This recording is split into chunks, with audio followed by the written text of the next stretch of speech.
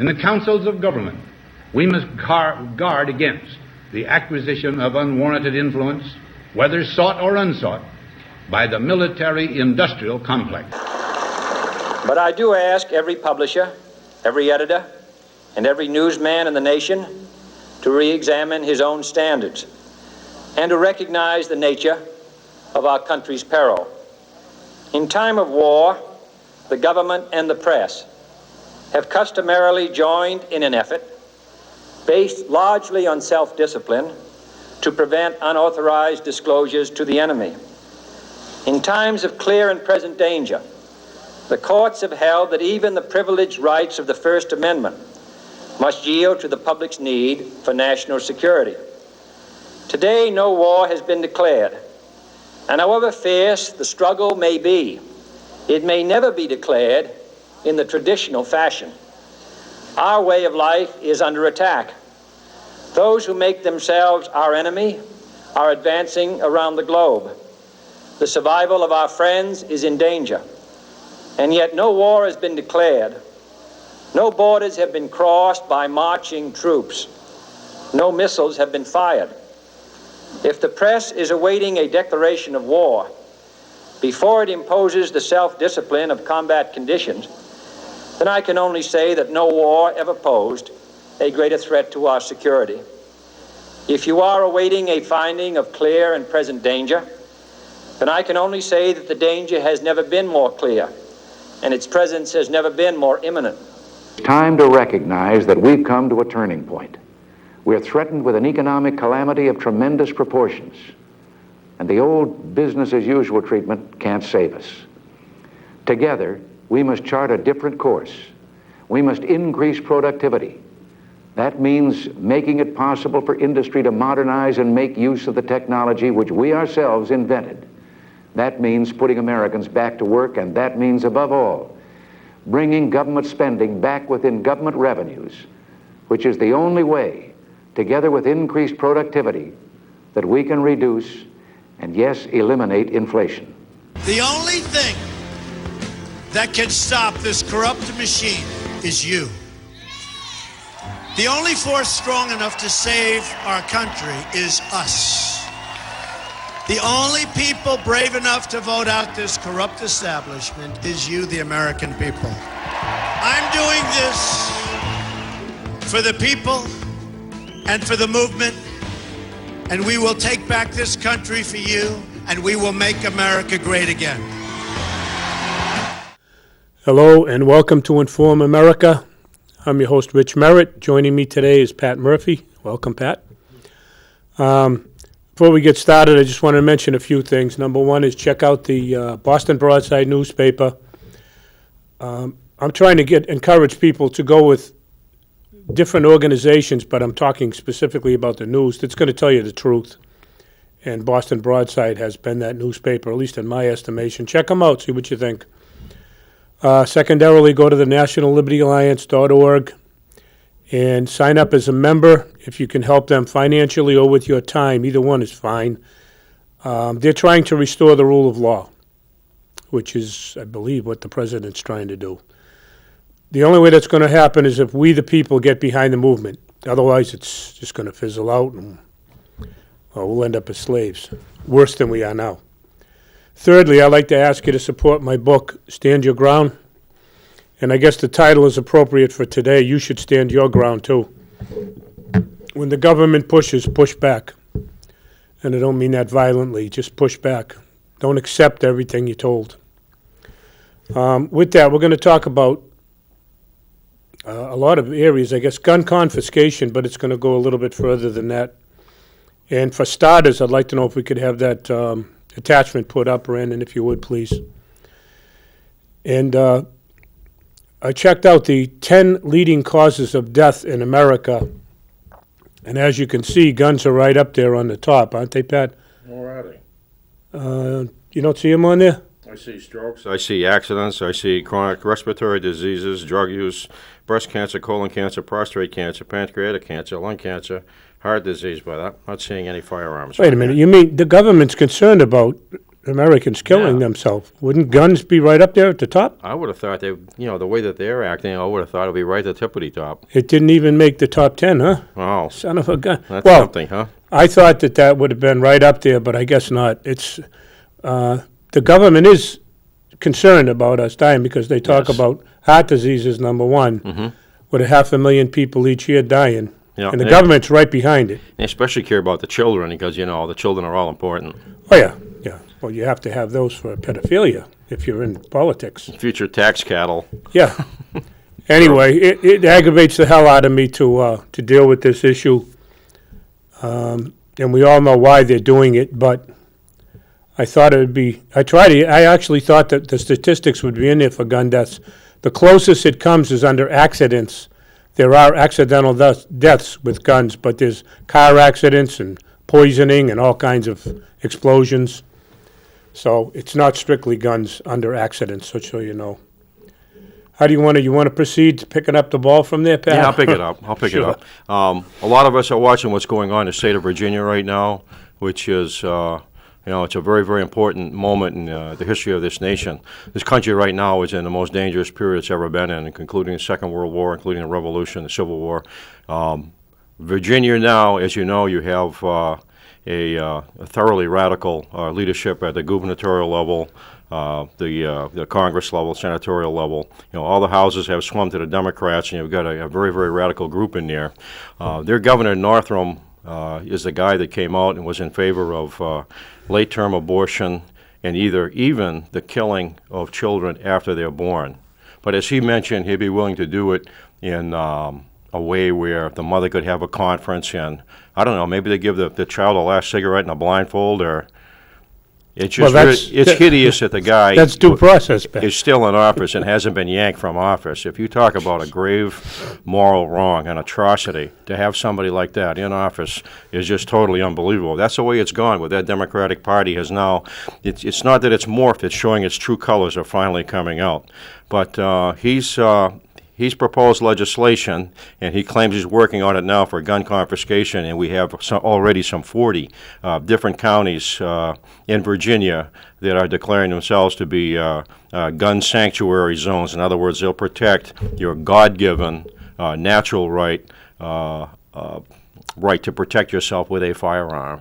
And it's a big, big issue. I guess they're going to have a very large meeting. I think January 20th, I think, is the date. People have to check it to protest this legislation, and it's quite dangerous. They're bringing Virginia to the state of some things that people want to avoid. They're bringing us trying to push us into civil war is what they're trying to do. Well, that could very well be it. When you think about you think about some of the things that have gone on. To pick somebody like that takes a stand like that on abortion is like a Cuomo in New York to dress up the Empire State Building in the colors of red representing abortion and say that. And people keep running away from these states, and unless you have fins and gills, no matter which way you run, you're going to wind up in the ocean somewhere. So it's time for people to take a stand against this. So I think Virginia is going to be the catalyst for a lot. We're seeing other states now with this idea of defending their Second Amendment rights, and even the state of Rhode Island has come out, and I guess some counties there are organizing to do the same thing. So we support New Hampshire, we support Virginia. There's thousands and thousands of us that absolutely support you. And they need to be supported by people in the rest of the 50 states. Yeah, just one little comment on that, Pat. This goes beyond guns, by the way. Just in my mind, it goes beyond guns.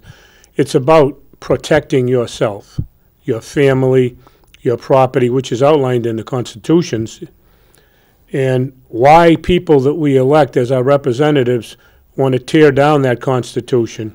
And I know it doesn't exist. They've done away with it a long time ago. I know that, but I don't think a lot of people do. They're trying to tear down the Constitution and tear down your rights, starting with the Second Amendment. Once they take your guns from you, they're going to take your First Amendment rights, your Fifth Amendment rights, and every other right you have, or you think you have. And a lot of times we defend it from the wrong standpoint. We go to the Constitution, we go to that insurance package, the first 10 amendments, a Bill of Rights, and we say, people think they get the right from the Second Amendment. They don't. It's a God-given right, and the Second Amendment simply proclaims to the world that we're organizing around the age-old, recognized, absolute right of self-defense. If you had to take a document in the history of the country to draw the idea that you have a right to defend yourself against tyranny, would be the Declaration of Independence in paragraph 2. It's very clear. It's the only right that's mentioned in the Declaration, which is basically an accusatory type document that points at the king more than anything for transgressions. But paragraph 2 elicits a right to defend against tyranny, and that would be that's a better stand. It's immutable. It comes from God. It comes from the mind of God before mankind even exists, and man can't change it. It's an absolute right. That's why you see this movement to destroy the idea of God in traditional religion. Well, like I said this before, not to be redundant, but the Bill of Rights is a bill of prohibition that the states gave to the federal government when they created the federal government. And they said, don't infringe upon the rights of our people. Not the rights that we gave them, the states gave them, not the rights that the federal government gave them, but the people's rights that God gave them. You have to look at the overall picture, not just the Second Amendment, not just the history of firearms, but you have to look at the overall picture of what's happened to the country, where this government now has become a corporation. You can even pull up the Supreme Court, and it's listed on Dun & Bradstreet as a for-profit corporation. And if you look at the history of the Supreme Court, the thing that they tend to do, that they've gotten away with, is they begin to interpret the law for themselves, rather than going to the original, some of the original documents that the founders wrote that showed the mind of the Founding Fathers, specifically the Federalist Papers. And if they did that, it's a whole different idea. You can see that there's an individual right. You can see that the militia is all of the people armed and is absolutely, positively necessary to prevent tyranny. If you look at the Declaration of Independence, it probably should have been leveled at the Parliament more than anything else, because you had a very corrupt Parliament throughout a lot of English history. But it's leveled at the king, because those people knew, with the history of English kings, that there were some that were really bad, and specifically tried to disarm them. And I'm thinking, in particular, there's a bunch, but the Stuarts. If you follow the dynasties through England, you go from the Tudors with Henry to his son Edward to Bloody Mary to Elizabeth. She dies in 1603. And the King of Scotland, she'll appoint the King of Scotland as a king, and he comes down as James VI of Scotland, but James I of England, and he'll be very excited. He gallops from Scotland down into England, and they look at this guy and they're saying, "This is a king. This is a guy with spindly legs, filthy, dirty habits, dirt underneath his nails, very large tongue hanging out of his mouth, bisexual. When he gets into the Parliament, he'll be publicly groping people." And if you look at him, he's a short guy with thin legs, and everything is bulked out about him because he's padded with paper so that he can't be assassinated. It's his own type of armor padding. But he will attempt to disarm people. He's called a Catholic king, but he's really anything but a Catholic in a traditional sense. And he'll engage in massive parties, and he'll pilfer the treasury, and the Parliament will look at him and they'll wait until he runs out of money, pretty much. But you've got somebody that when you look at their kings, they knew who they were. This is a guy that when he went hunting, if they killed a stag, he would jump into the entrails of the stag to get blood on his legs.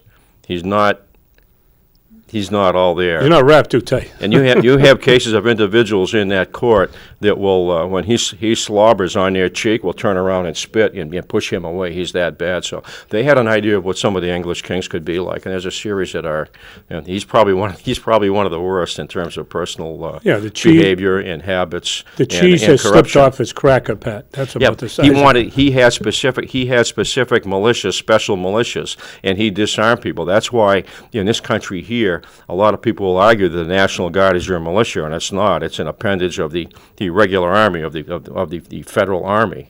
Okay, So, and when that happened in 1903 under the so-called Dick Act, it's not the same as the unorganized militia, where we have every average person can be called upon to defend the nation and defend the Constitution. The Constitution goes back to 1791. The National Guard Act, like you say, 1903 it's BS is what it is. But I wanted to make a point, if I may, about Pat's talking about all these kings and whatnot, and half of them are crazy, too much inbreeding. But what we see now today is we elect representatives to represent our interests, okay, in government. That's what they're supposed to do. Well, it's morphed into a situation where our representatives know what's best for us. You don't need guns. You don't need to assemble. You don't need to speak. We can do that for you. That's what it's morphed into. The insolvent corporation needs money now. It needs assets. You're an asset. That's what your birth certificate is. Yeah. You're a movable, lienable piece of property. And because you're old, Rich, you're going to the soil and grain farm. We can't tax anything more out of you. But if you look at everything that's going on in these schools, they're connected to that corporation in the whole mindset of what they produce. And you need to stand back and look at all the ways in which people are being attacked, and you can see where they have to disarm people within the nation. All of these kids are being taught things, you say, like Common Core. They're brought down to an official level of knowledge they can't proceed beyond. It creates all sorts of difficulties, psychological imbalances, and pathologies in these young kids, so that you're going to have a mass of the population that's easily controlled. So it's all part of the same thing. Yeah, well, a good example, Pat, to back up what you're saying, is the iPhones.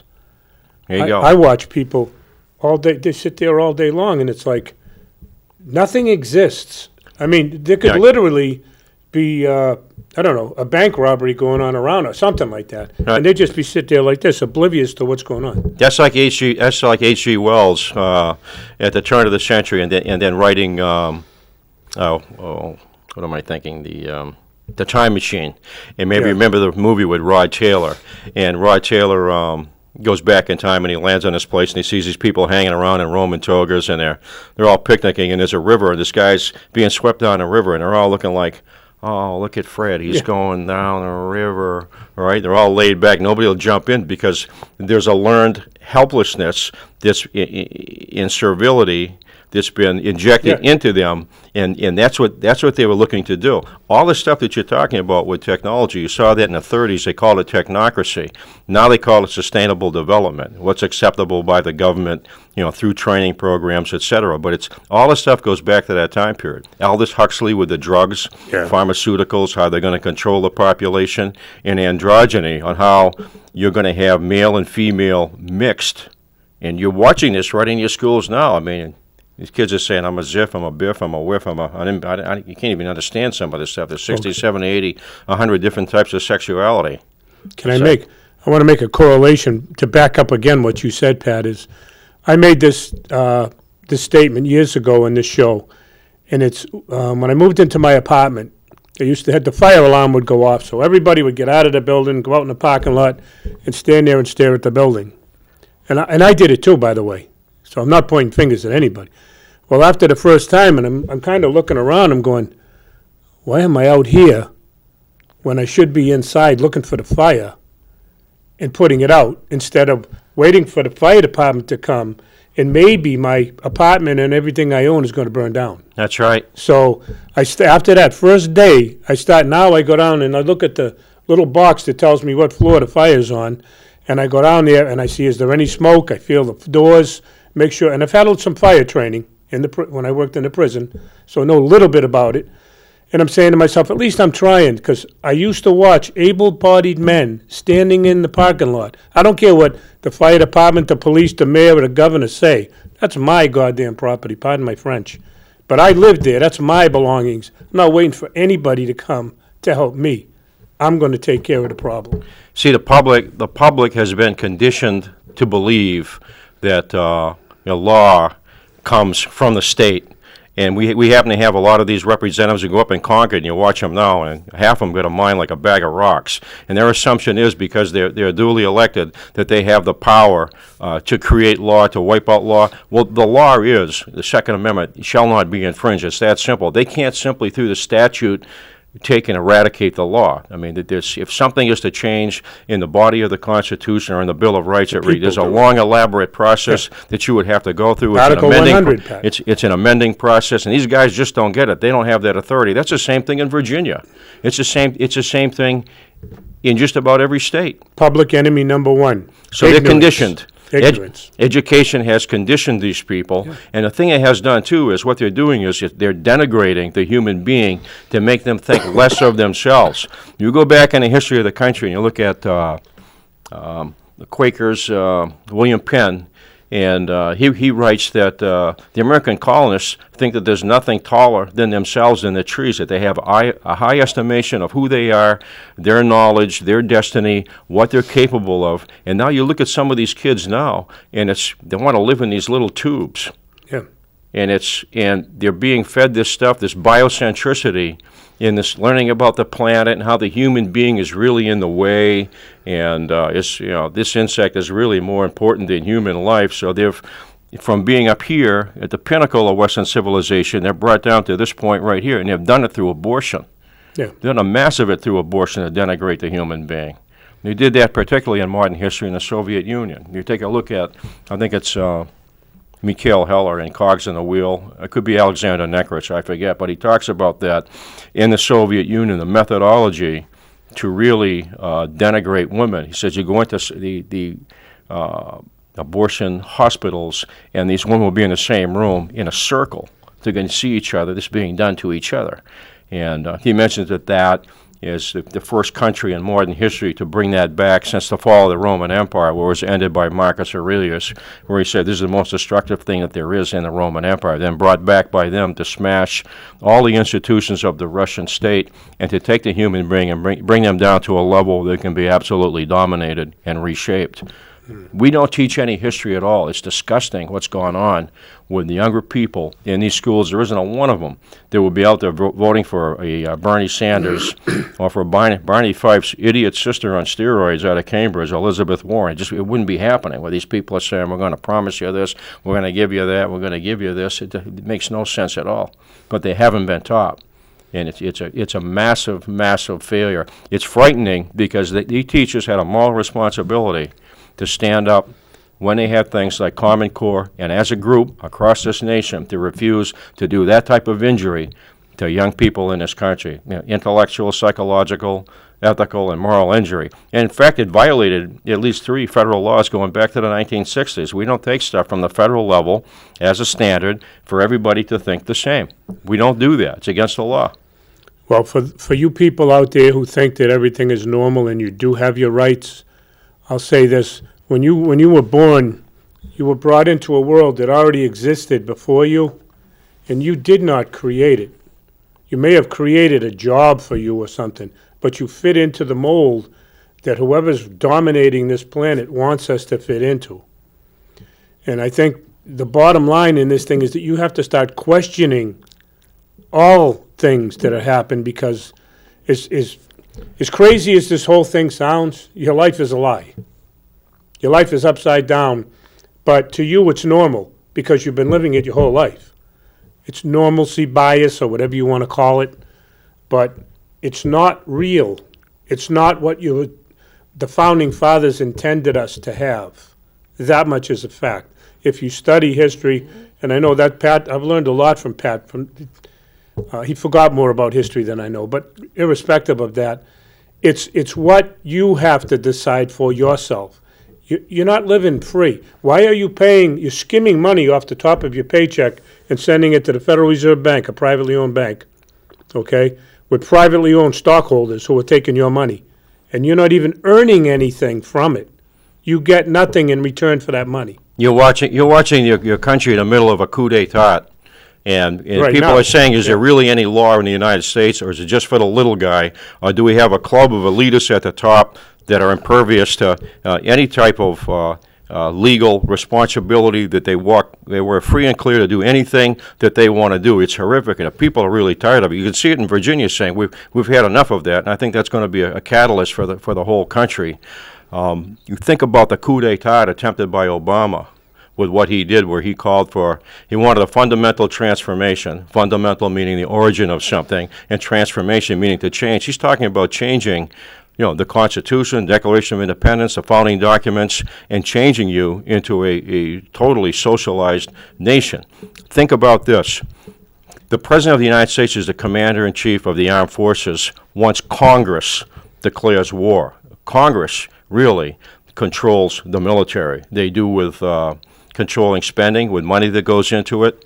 You think about Obama, where he called for a civilian defense force as large as the United States military, as large as the military, as well trained, etc. Well, he didn't say brown shirts, though, right? He didn't say brown shirts, but if you think about it, Congress controls the military, but in this case here, because by executive order they've set up Homeland Security, he controls that. Then you watch the attempt to come in and marshal state police into that and sheriffs into that. He'd be able to use that. So the Constitution was in his way with the Congress running the military and controlling the military. But with this force here, with Homeland Security, with state police forces he tried to marshal and sheriffs, you've got a whole standing army that would be used against the people. And that's the Founding Fathers, more than anything, were afraid of that. And they equated that with mercenaries more than any other single thing. So I'd say we support people in Virginia. Our heart goes out to you. Hopefully these people that are in their government are going to take a look at this and realize the seriousness of what's going on. And people in the rest of the nation, you've got to wake up, support our brothers and sisters, everybody, no matter who you are, black, yellow, white, tan, male, female, that if you're a constitutionalist, you're a patriot, you love the country, we support you. Just one thing, finally, is the government doesn't care about you, and if you think they do, I kind of feel bad for you. If they were concerned about you, they would be protecting you. Not letting illegal aliens into the country, not letting drugs by the shiploads coming into they'd be doing a lot of things that we pay them to do that they don't do. It's real simple. When they take your guns, and they, by the way, just to go one step further, they continue to scare you. Oh, guns are this and guns are that. Yes, people are doing it. Why ain't I talking about suicide? Do you know that suicides are an epidemic level in the United States? Do you know that they're an epidemic level in the law enforcement community? Does anybody know this? They don't talk about it anywhere. Why are people killing themselves? Just here in New Hampshire, briefly, the last 3 or 4 shootings they've had have been murder-suicide. Why? Does anybody care? Does the government really care? It's just a number. Anyway, don't let them confiscate your guns or any of your rights. Stand your ground. Subscribe to us on YouTube. Like us on Facebook. Please share this. We're trying to get the word out to people because we think things are serious. Thank you to Pat Murphy, and thank you for watching.